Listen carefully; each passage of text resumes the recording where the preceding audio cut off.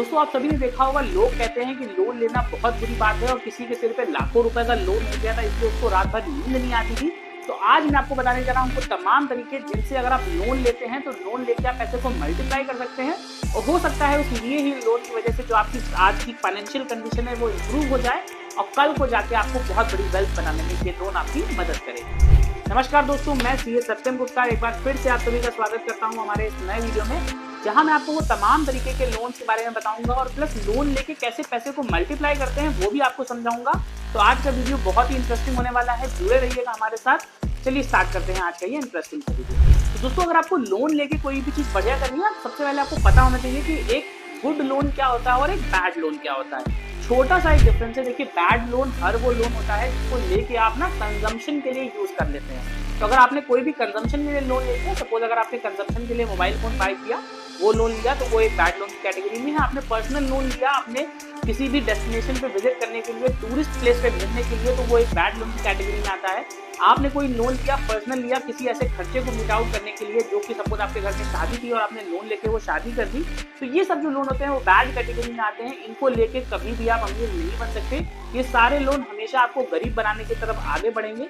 और अगर मैं बात करूं अच्छे लोनों की, वो लोन जो आपको जरूर लेने होते हैं, तो वो होते हैं आपके बिजनेस लोन, आपकी property loan, real estate loan, plus education loan. वो तमाम लोन जिनको लेके आपके पास कुछ ना कुछ इंक्रीमेंट होता है, आपके एसेट्स में ग्रोथ होती है, प्लस उन लोन से लिया हुआ जो पैसा होता है वो आपको आगे चल के और पैसा कमा के देता है।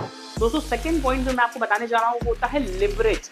आपको क्या करना है, रियल एस्टेट इन्वेस्टिंग करनी है। और लिवरेज मैं आपको एग्जांपल बताता हूँ। सपोज आपके घर के बगल में कोई प्रॉपर्टी थी, आपको पता था कि वो प्रॉपर्टी के दाम बहुत अच्छे से बढ़ेंगे, बट वो 50 लाख की मिल रही है और आपके पास सिर्फ अभी 10 लाख की व्यवस्था है। तो अगर आपने 40 लाख का लोन लेके वो 50 लाख की प्रॉपर्टी बाय कर ली, तो बैंक का जो इंटरेस्ट जाता है वो 50 लाख 40 लाख के ऊपर जाएगा।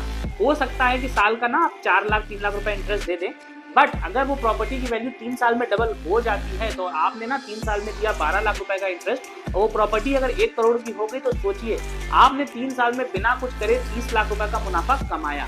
तो हमेशा आपको ऐसी जगहों पे दिमाग लगाना है जहां पे आप लोन लिए हुए पैसे को लिवरेज करें और प्लस उस पैसे से बढ़िया रिटर्न कमा के दिखाएं। दोस्तों अगली चीज जो मैं आपको बताने जा रहा हूँ वो होता है इन्वेस्ट इन एजुकेशन लोन।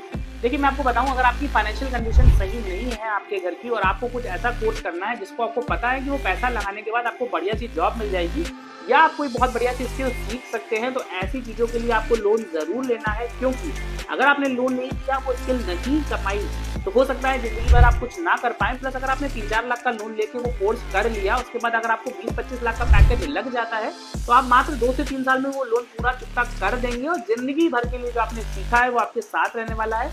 तो कभी भी एजुकेशन लोन लेने से ना घबराएं, क्योंकि ये लोन आगे चल के जरूर आपकी मदद करेंगे।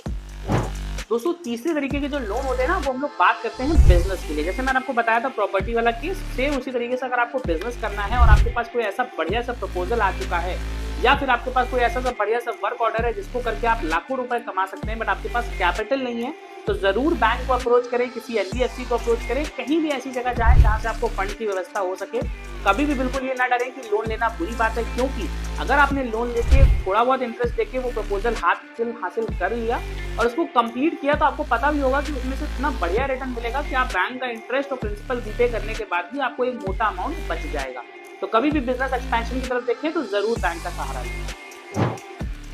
अब दोस्तों मैं आपको कुछ ऐसा इंटरेस्टिंग सा तरीका बताता हूँ जहाँ पे क्या होता है कि आप लो रेट ऑफ इंटरेस्ट जो कि लोन्स होते हैं उनको लेके आप इन्वेस्टमेंट कर सकते हैं और उस इन्वेस्टमेंट पे बढ़िया रिटर्न बना सकते हैं।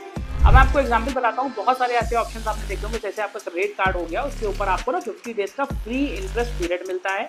प्लस बहुत सारे ऐसे लोन्स होते हैं, स्कीम्स होती हैं जहाँ पे आपको पैसा ट्रांसफर किया जाता है और आप उसको सर्टेन पीरियड पे अगर रीपे कर देते हैं तो कोई भी इंटरेस्ट नहीं पड़ता। तो अगर आपको इन्वेस्टमेंट फील्ड की बढ़िया नॉलेज है, तो आप उस पैसे को, उस लो रेट ऑफ इंटरेस्ट के जो लोन है उसको लेके अपने पैसे को अच्छी जगह लगा सकते हैं और वहां से मोटा रिटर्न कमा सकते हैं। ऐसे लोन जो होते हैं वो हमेशा आपकी प्रगति में आपका साथ देंगे, तो ऐसे लोन लेने से कभी भी ना घबराएं। तो दोस्तों आज की इस वीडियो में मैंने आपको वो तमाम तरीके के लोन बताए जो आपको जरूर लेने चाहिए। अगर आपको लोन से पैसा बनाना आ गया, तो हो सकता है जितना आपने इंटरेस्ट दिया हो उससे ज्यादा रकम आप कमा पाए। तो इसी के साथ आज का ये इंटरेस्टिंग वीडियो यहाँ पे एंड करता हूँ। मैं आशा करता हूँ मैंने आपको जो भी चीजें बताई हैं आपको सभी चीज डिटेल में समझ में आ गई होंगी। फिर भी अगर आपको कोई डाउट है तो आप नीचे जरूर कमेंट करिएगा, मैं आप सभी को इंडिविजुअल रिप्लाई करूंगा। मिलते हैं आपसे अगले वीडियो में, तब तक के लिए धन्यवाद।